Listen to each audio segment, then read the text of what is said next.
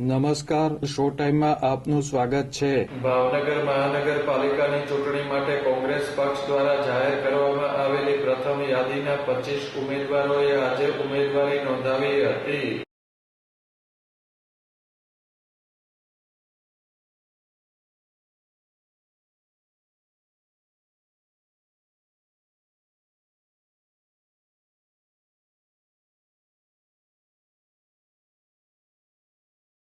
ભાવનગર શહેર કોંગ્રેસ સમિતિના પ્રમુખ મનોહરસિંહ ગોહિલની આગેવાની હેઠળ હેડગંજન મહાદેવ મંદિર ખાતેથી ઢોલ નગારા સાથે ઉમેદવારો અને કોંગ્રેસના આગેવાનો તેમજ કાર્યકરો કલેક્ટર કચેરી ખાતે પહોંચ્યા હતા.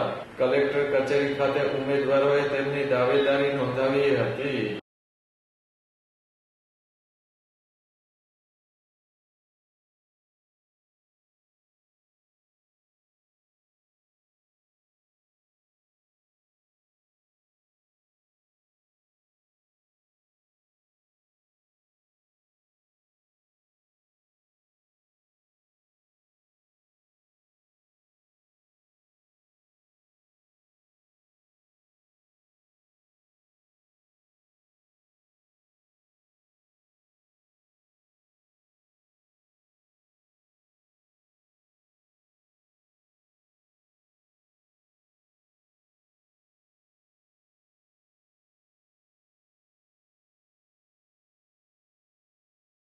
કોંગ્રેસ દ્વારા બાકીના ઉમેદવારોની યાદી તૈયાર કરવામાં આવી નથી, પરંતુ ફોર્મ ભરવા માટે મૌખિક સૂચના આપવામાં આવી હોવાનું જાણવા મળેલ છે. શનિવારે કોંગ્રેસના 27 ઉમેદવારો તેમના ફોર્મ ભરશે.